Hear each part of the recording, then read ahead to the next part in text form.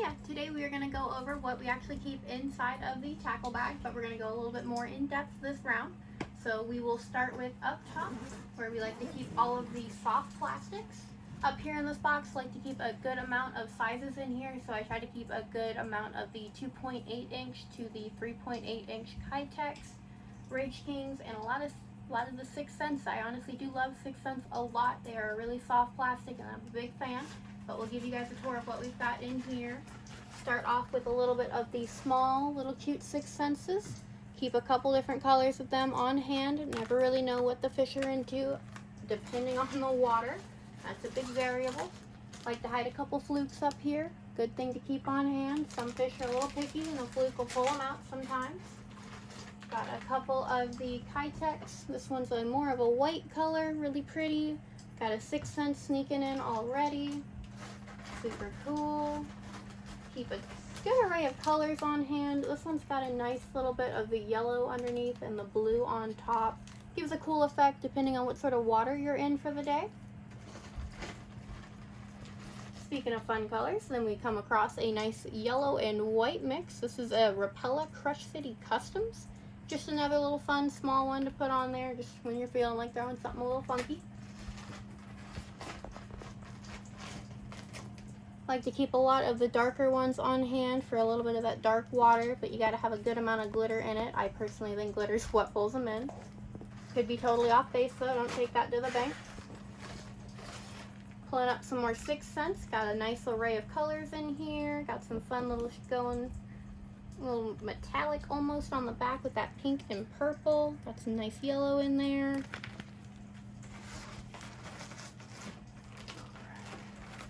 We got towards the back, got some more Rage Swim white. Never know when they're gonna just want something basic. Like to keep some darker colors on hand. Got that blue metallic on the underside right there.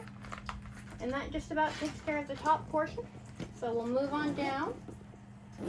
After the big top soft plastics, that's gonna bring us down on in here into where we keep a lot more of the, still in the soft plastic zones, but here we have some more regular worms. Pull them on out, give everybody a good breakdown. Right here we do have a shaky head and a good classic watermelon red. Really good color. Definitely believe something like this works in a good, basically all seasons up here in North Georgia. We do keep a good amount of trick worms and a good array of colors. So we've got some black. You can see a good amount of that red in there, just depending on how the light's hitting it right now. Got to keep some black and blues on hand. Got to support our black and blues. Anything with a nice little pretty color to it. This one's got a little bit of that weird green, but it still looks like a nice little black red. Fun for all times of the year. Then we're going to be bringing out our bug butts. Like to keep these in a couple of different colors. We have a Bama Craw. Keep a nice little bit of the PB&J. Gotta love peanut butter jellies. And watermelon red. Can't go wrong with watermelon red. Now we are moving on to the lower portion of this big old tackle bag we keep. In here, keep a good array of our items. So we will actually do a pull out and breakdown of all of our boxes. We will start with hard plastics. Give everybody a good breakdown of the array of items we like to keep here in North Georgia.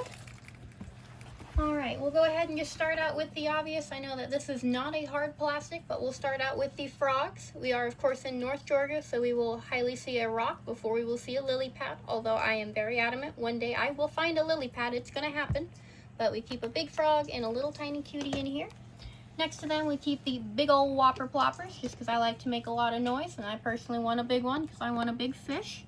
Behind that, we have our walking guys. We have a little tiny popper who hides down in here in case we need to get a little pop in action. Keep a good size of the jerk baits up in here. We do have a long jerk bait section up here at the top for a little bit of the big ones. Keep a good section of the little guys in here. Only try to keep about 3 or 4 of them, not something we use too common. Come on over here. We do have a good section of our lipless crankbaits. I do like to throw a good lipless. Really fun to throw over in Carter's. Something you want to just have sink way down to the bottom. And then we do have our lipped crankbaits up here in this little section. Don't try to keep too many of them on hand, but I am determined one day it might work. Go ahead and close this guy on up and we will get you into the next box. Now we will be moving into worms and trailers. In here we like to keep a good amount of just regular wacky worms. Try to keep them, some of them set up, ready to go. Got the watermelon red, ready to go with the weedless hook set up. And then of course we keep a good amount of just our regular swim baits in here. We've got some little bug booty trailers in here, all sorts of colors, sizes, and shapes. So you can see peanut butter is definitely a favorite around here in this household. All sorts of different little setups and just little cuties, all sorts of soft guys. Try to keep in good shape. Close it up and get on into the next box. Next we'll be breaking out the jigs and the spinners. Don't end up using spinners too terribly much here in North Georgia. I just honestly haven't really caught any fish on them. So if anybody has any advice of either color choices or how I am throwing them, I am open to any suggestions. But aside from that, I like to keep a good size and color range here of jigs. Like to keep some blues ready to go. Gotta have just that nice green section in there. Everybody likes a good green. You can see some more of that peanut butter down there at the very bottom. Personally, I like purple. I think it's a cute, really girly color, so I like to throw cute little girly things. Keep all sorts of shapes and sizes ready to go with the hook set, so you can just tie them on when you're ready. Love a good jig. And we will end everything with the terminal setup. Never know when you're going to need to change up your terminal, your weight, your jig heads when you're on the go. Like to keep a good amount of swim baits already set up on the hook, just need to be tied on depending on what you're seeing's going on. Or when somebody comes by and says, hey, they're really just biting on the white today, you can throw it on and you're ready to go. Keep a good amount of rooster tails, different little colors, shapes, and sizes. Just never know what you may find up here in North Georgia. Alright, ending everything up with what we keep here on the sides. Gotta have a scale, something you always gotta have so nobody can tell you that your fiber wasn't a fiber. Like to make sure we keep pliers on hand for the rough hook sets that are a little bit difficult to get off. Gotta have those ready to save the fish and get them back out there and swimming. Try to catch them again next year. Over here we like to keep a good array of leader line. Never know when you're gonna break off, especially up here with all the rocks. Like to keep the 10 and the 12 for your regular everyday fishing. 15, try to use that more on an actual jig setup, something that's going to require a little bit more weight, and of course to keep the 8 around for finesse setups that you need on the go. And last but not least, we have our emergency pair of gloves in case you see something really gross and icky that needs to go. This is our tour of the tackle box. Thanks for watching.